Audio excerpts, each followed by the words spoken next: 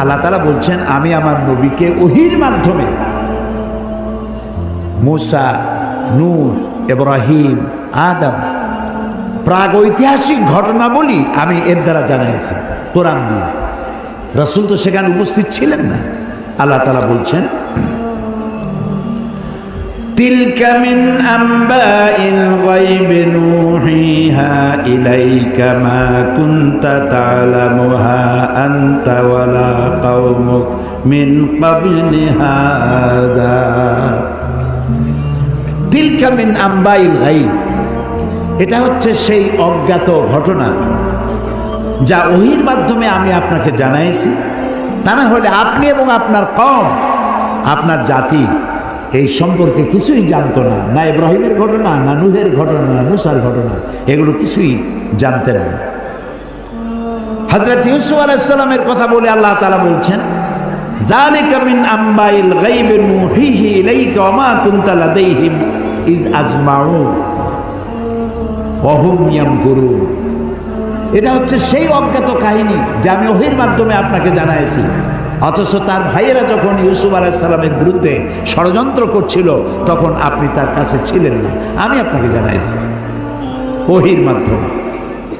মুসা আলাইহিস সালামের ঘটনা আল্লাহ তাআলা বলে তারপরে বলতেছেন ওমা কুনতা বিজানিবিল গারবিয়্যি ইজ কাদাইনা মুসা আমরা ওমা কুনতা মিনাশ শাহিদিন।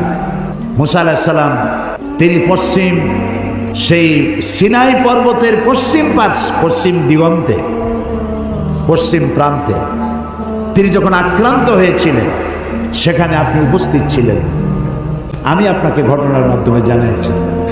মুসা আলাইহিস সালামের উপরে যেখানে ওহী নাজিল হয়েছিল সে জায়গাটাও আল্লাহ তাআলা আমাকে দেখাইছেন। আলহামদুলিল্লাহ।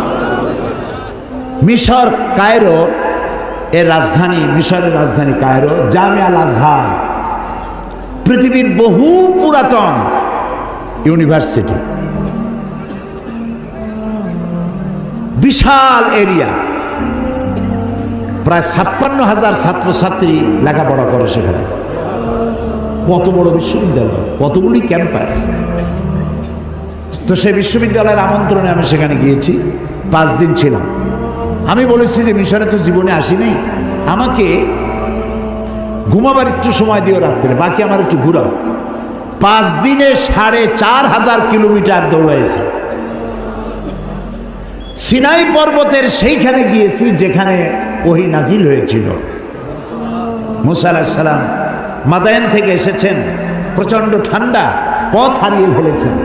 স্ত্রীকে বলছেন সাথীদেরকে এখানে অপেক্ষা করো, আমি একটু ওই যে আগুন দেখা যায়, আমি হয় আগুন আনবো আর না হয় আগুন দিয়ে আলো দিয়ে রাস্তা চিনে নেব কোন দিকে যেতে হবে। ফালাম্মা আতাহা, যখন তিনি ওই আগুনের কাছে গেলেন, নুদিয়া ইয়া মুসা ইন্না আনা রাব্বুক, হে মুসা এটা আগুন টাগুন কিছু না, আমি তোমার রব, আমি তোমার আল্লাহ। ফাখলানা আলাইক ইন্নাকা বিল ওয়াদিল মুকদ্দাসি তুয়া, জুতা খোলো, এখানে আমার নূর পড়েছে। সুবহানাল্লাহ, জুতা খুলে আসো। ওয়াদি মুকদ্দাস, ওয়াদি বলা হয় 2 পাহাড়ের মাঝখানে যে সমতল ভূমি থাকে এটাকে আরবিতে বলা হয় ওয়াদি, আর বাংলায় বলা হয় উপত্যকা।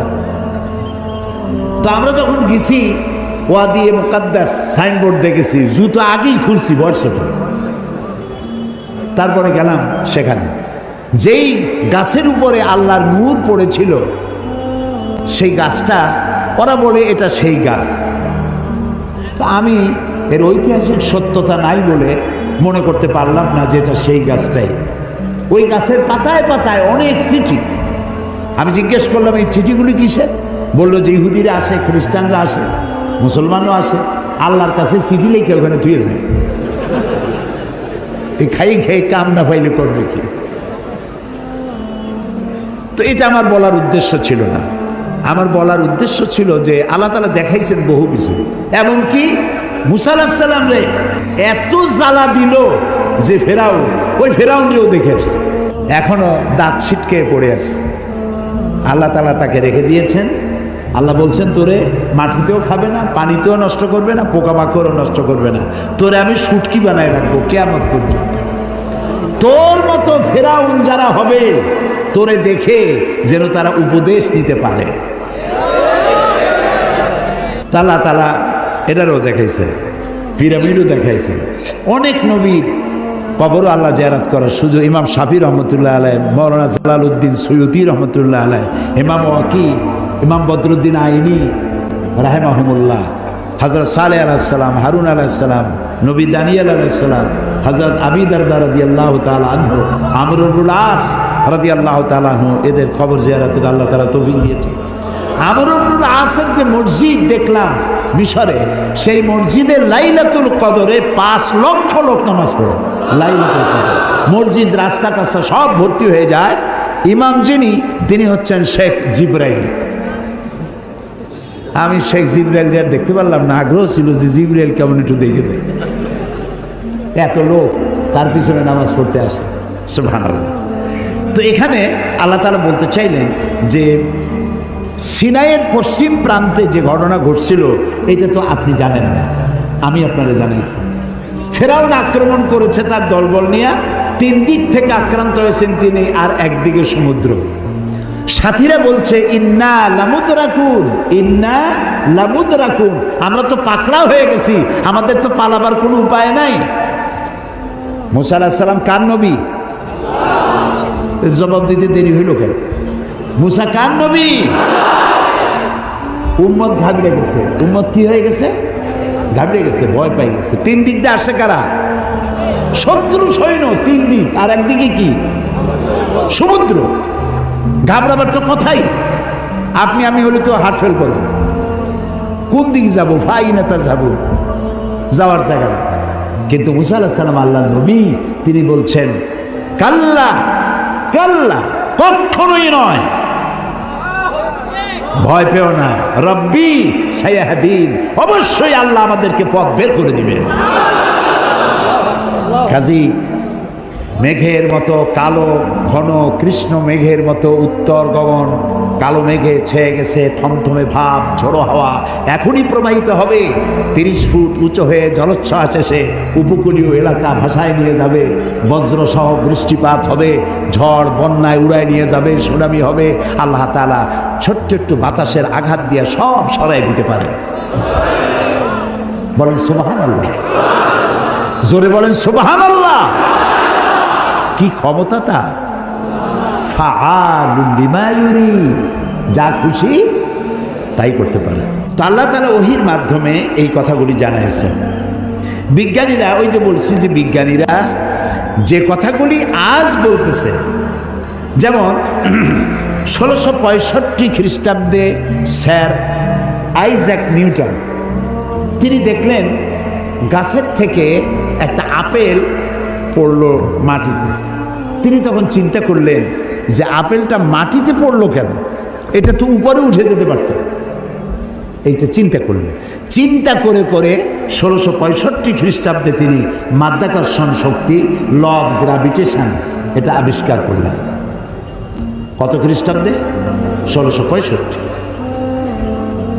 অথচ কোরআনে কারীম স্যার আইজ্যাক নিউটনের জন্মের 1000 বছর আগে সূরা ফাতির 41 নম্বর আয়াত আল্লাহ তাআলা বলছেন, ইন্নাল্লাহা ইউমসিকুস সামাওয়াতি ওয়াল আরদা আন তাজুলা, নিশ্চয়ই আল্লাহ তাআলা চন্দ্র, সূর্য, গ্রহ, নক্ষত্র সব একটার সাথে আরেকটাকে সম্পৃক্ত করে রেখেছেন, যাতে একটার থেকে আরেকটা বিচ্ছিন্ন হয়ে না যায়।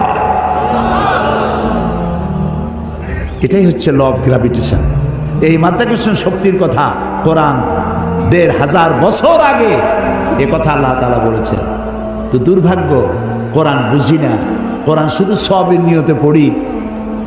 একবার সূরা ইয়াসিন পড়লে 10 খতম কোরআন শরীফ এর সব।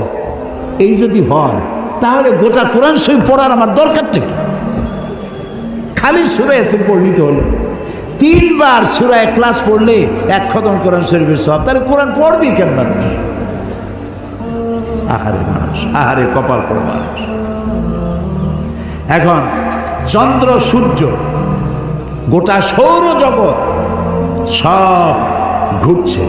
এটা কোপারনিকাস, গ্যালিলিও, নিউটন, আইনস্টাইন ওনারা আবিষ্কার করেছেন যে সব কিছু ঘুরছে।